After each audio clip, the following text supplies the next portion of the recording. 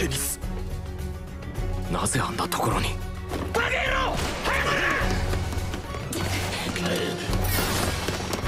援護します。静かなる標準の拳、アイシクルブレイク、ストーンキャノン。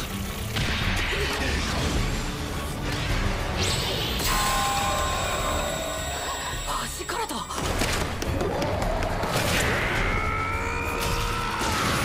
I'm literally gonna wait for you. And I see you're gonna be like, nah, I'm not gonna like, I'm just keep watching. Just subscribe. And you think the clip gonna cut right here, but it's not, because I'm still waiting for you to click that like button. And the subscribe and the post notification button.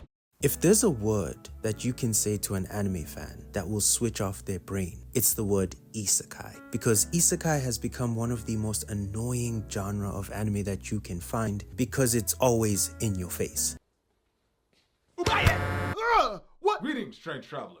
Would you like to join a guild? What? No! Every single season, we will get a gajillion isekai. Honestly, if I gave you a bunch of isekai to watch for a year, you would not have a life.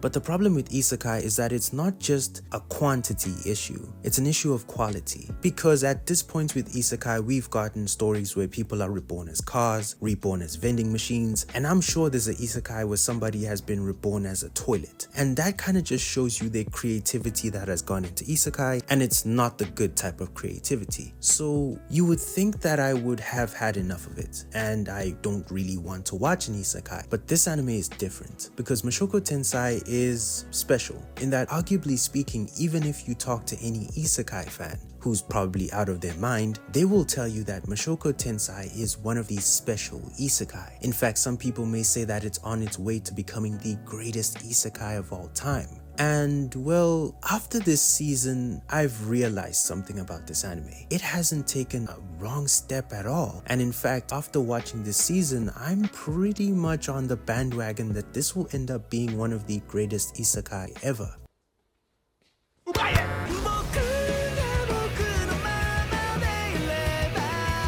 Now, of course, for me to talk about this anime, I have to talk about this anime. And I'm gonna make it short. Essentially, what happens is we have a character called Rudeus. Now, Rudeus is not necessarily Rudeus because, well, there's a guy reborn in him. That sounds crazy. But essentially, there was a guy who was living in another world. He had a situation and he ends up being unalived. And then he is reborn as Rudeus. But the thing is, he was actually reborn as Rudeus, well, in a baby form.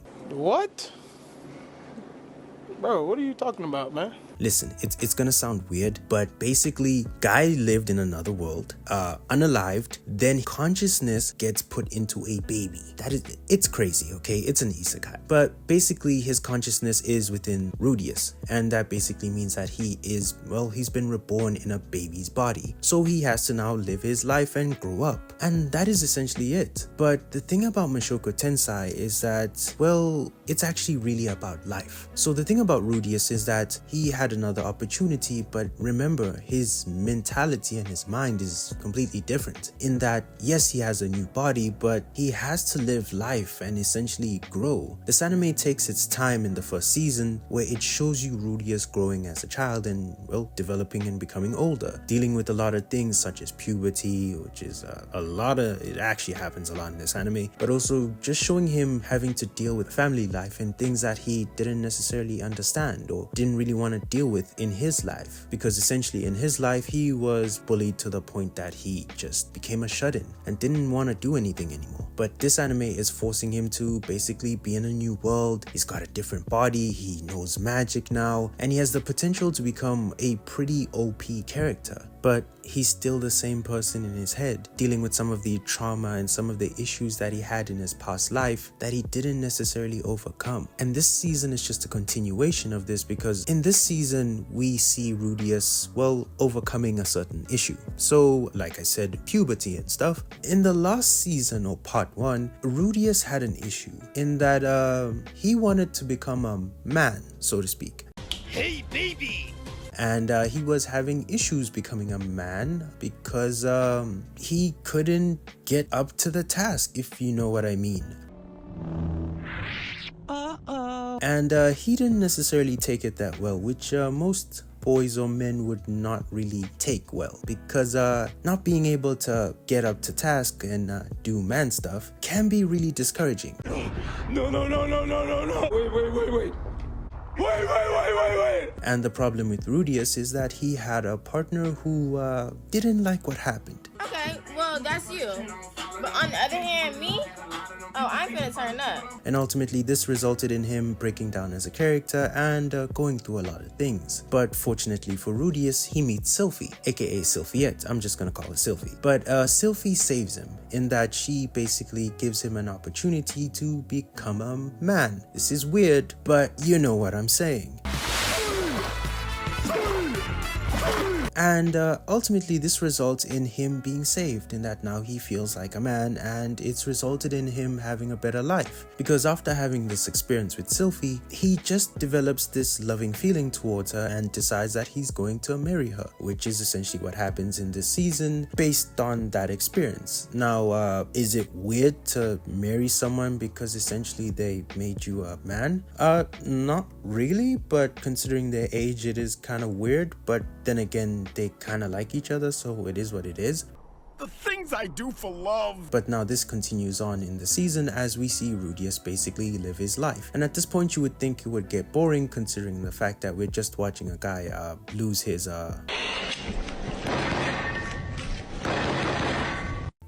and decide to marry the lady, which is interesting, but shout out to him. But it actually then evolves into some of the issues that come with adulthood, because the problem is Rudeus really likes Sylphy, but in order for him to basically be able to marry her, he has to become more of an adult, which means they have to get a house, they have to move together, they have to get married, and basically have an event, and a bunch of things that come with getting married. But the issues then start to show themselves when two of his sisters show up at his door, because his father, Paul, who we'll talk about a bit later, decided to send his sisters to stay with him because he was going on a pretty dangerous mission to save their mom. It's a long story, but essentially their mom disappeared and they kind of have an idea of where she is and they're trying to find her, but Rudeus has to go to school and stuff and his dad is trying to find his mom. That's essentially what happened. But his sisters then come to live with him, and one of his sisters does not like Rudeus, because the thing is, well, quick recap. Basically what happened is that Paul is a player, and the thing is, after Paul lost Rudeus's mother, he kind of spiraled and became, well, a problem, in that he would spend most of his time at a brothel drinking and not necessarily being a good dad, which then resulted in Rudeus having to beat some sense into Paul. But the problem is his little sister saw him do this and stopped him, which then resulted in her resenting Rudeus based on the fact that, well, he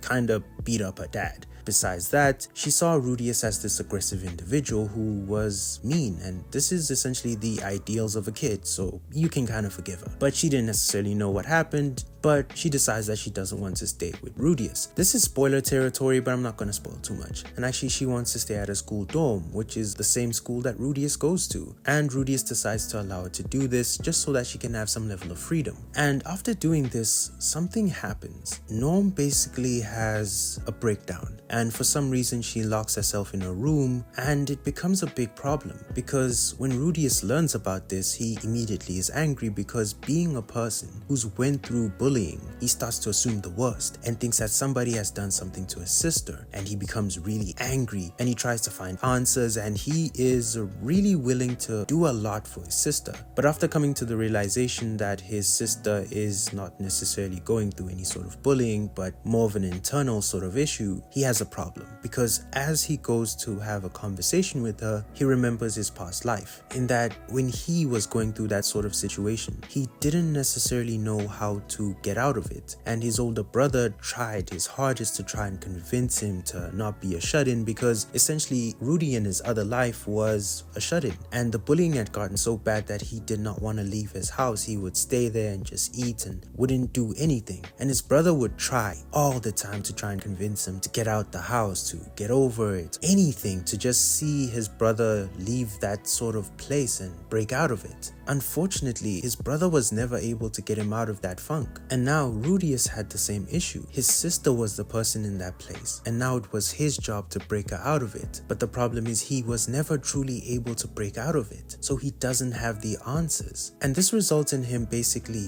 being really honest with her and just trying to show himself to be the supportive brother that he will be, but also declare to her just how much he cares about her and that he'll always be there for her. And afterwards, what happens is a beautiful moment as he is able to do something that he wasn't able to do for himself. And this is the powerful thing about this anime. It's not just about this guy who has this second opportunity and is now just being OP and reaping the advantages of having all of this knowledge, which it is considering, I mean, puberty stuff.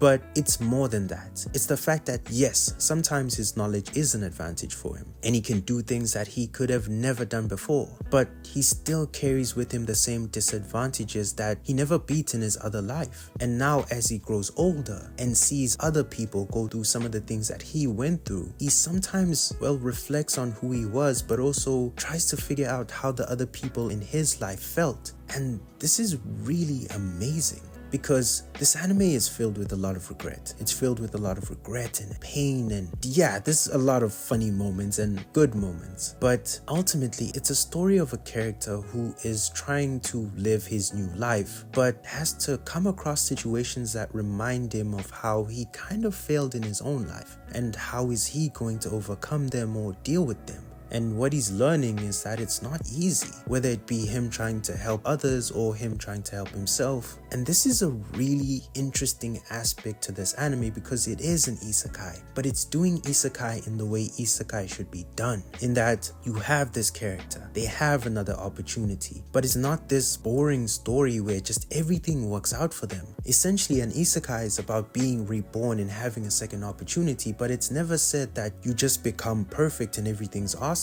You just have a second chance at a life, but that doesn't mean your life is now automatically better and everything will work out for you. You're just living life, but again. And I think that this anime has an amazing way to really tell that story and play on that, because you feel the emotions, you feel the characters going through things, and you see the relation of how some of these things can relate to you. Yes, it's a fantasy world, but this man who was living in a modern world like we do can relate to some of these issues that are happening in a fantasy world. I mean, there's elves here and demon gods, but still there's something real about these situations, and ultimately it's an understanding of life. This anime is really amazing at doing this, and I'm not gonna spoil too much, but Paul will have a situation, and Paul, this person who is known as a player, a scumbag, a bad person, will ultimately make a decision in the future that changes the course of Rudeus's life and shows Rudeus that he wasn't really that bad of a dad, and also that he wasn't really that bad of a person. In fact, something that I will spoil was that Paul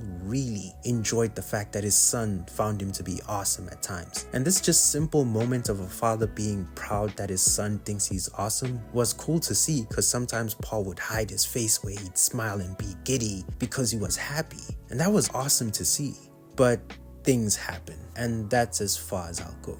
This anime is really special, despite the fact that a lot of people have had a lot of criticism on its animation quality, which I understand, because considering the first season was amazing. The animation was like probably 9 out of 10 really good. And to say that it's taken a step backwards is not too crazy to say, because I mean, I can see the difference. But the fact that it still is able to tell these stories and make you feel something, even though the quality of the animation has went down, just shows you how good the story is, but also tells you that it's more than just the visuals. It's the build-up, it's the voices, it's just hearing these characters feel something, seeing them move and act in a way that makes you feel something, even though it's not the most realistic or the best animation. It takes all of the other aspects besides the animation and elevates them to make you feel something when you watch these characters. And I think that no isekai does a better job than this anime, because essentially this anime is taking its time. It's not afraid to take it season by season because it's that good. You feel like you're watching an actual person grow. It's such a real anime, and there's something to be taken from this anime. Not just because, well, it's an anime about a guy who can do magic, which we can't do, Well, some of us. But it's an anime that is showing you the understanding that life is essentially about making mistakes and fixing them or trying to fix them, but also accepting that some things can't be fixed. And this anime does an amazing job of that. And the one thing that I did learn from this season is that this anime is firmly on course to becoming one of the greatest isekai ever.